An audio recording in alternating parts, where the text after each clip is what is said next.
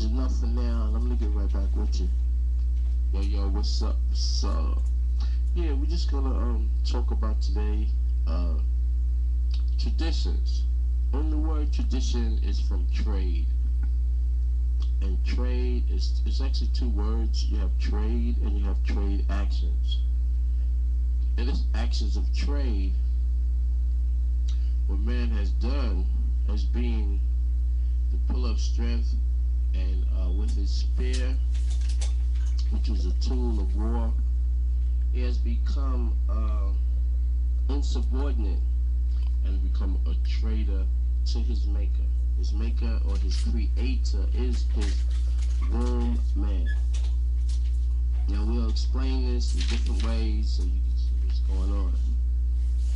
But from tradition that's inherited, you have different types of evidence. You have buried tradition, and you have what they call origins from archaeological evidence, biological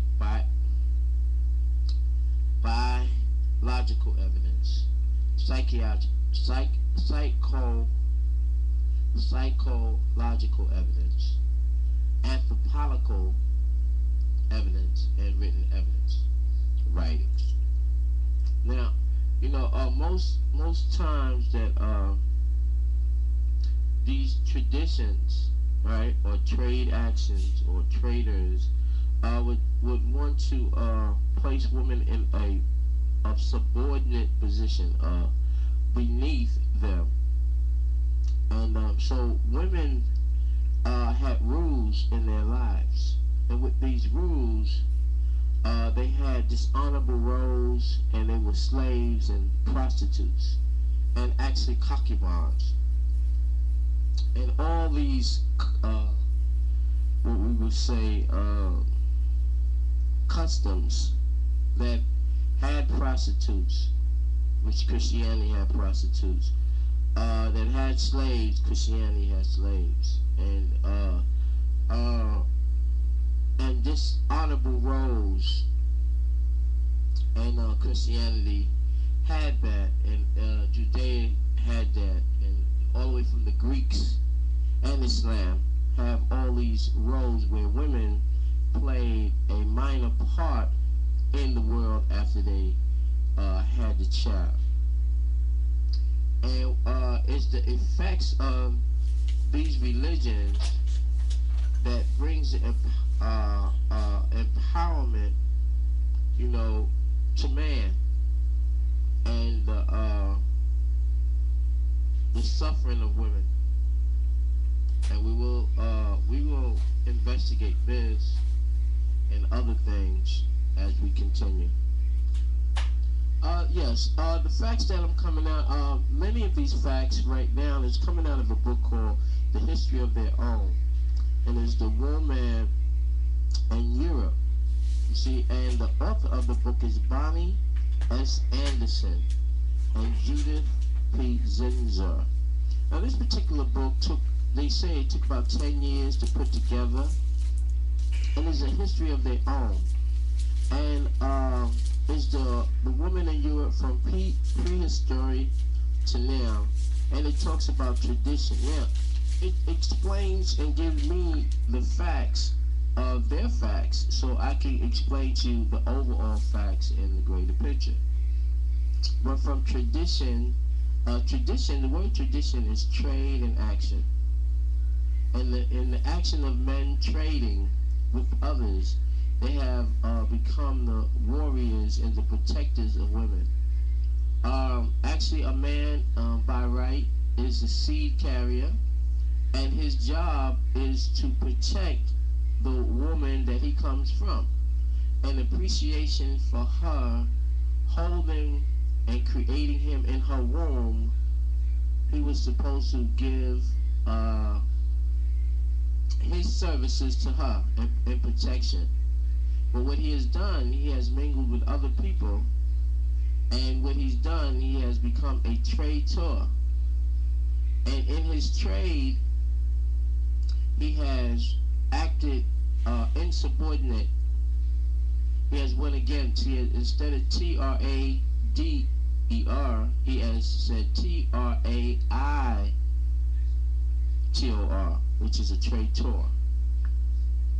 And in these traditions or trade actions, his influences spread it around with all the other men, and they approved certain roles for women, and many of these roles were dishonorable roles below them, and it was called empowerment of subordinating below them. And a lot of these roles were slaves or prostitutes or what they would call concubines.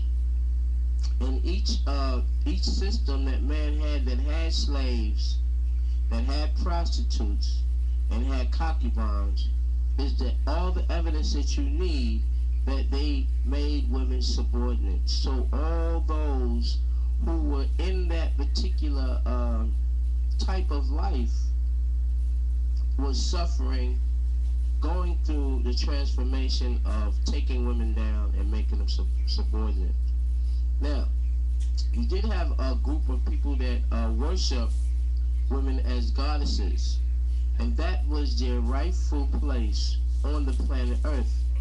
It's that when the what they call the Amorites, or I would say Canaanites, I would give a better tribe, because it was 11 tribes of the Canaanites, which your Girgashites, your Hivites, your Sinites, your Amorites, your Horites, your Girgashite, and a couple of more of them. But when they came about, they said, well, you know what, we're not going to worship the women, because their women had done things that was wrong, and this was the white woman. So they said, we're going to overturn her. Now, those that was the pharaohs, which was the kings before that, they just blatantly did it for greed. But you did have women warriors, just as today, and these women warriors of today are the women that wear the makeup, the sensual ones, and they use their attraction, their powers of attraction, to basically get where they need to go. You see? So, and the women of the that was in power before were the queens and the empresses. And today, this power was taken away from them, from the monetary system, the bank, the world banking system, and they are now considered to be the women of wealth. And the women of wealth, right, is actually those women who have money, but the money is controlled by man. So they're under the control of man, and they're still subordinate. And those who are educated, right, or artistic in as far as being a artist, artistic in being a actor, you see, they're still under the Actors Guild. A guild is like a fish to breathe, and they're still being manipulated to bring forth actions that other people will mimic. Now, education, the educated woman, she has been miseducated. She has been miseducated by those who profess to know, and those men who will never give her supreme position as the goddesses on the earth. And by way of the monetary system, which means money, she is taught to believe that if she can achieve money, she will get her power back. But the word power is the word poorer. And only by the utilization of the poor will she have a sense of her well-being, which is inadequate to the position that she really inherits on earth. And the only way she's going to do that is through the unity and the sisterhood. When you say sister, you're saying to assist her. To sister is assist her, and who she's assisting is those of her species who are alike.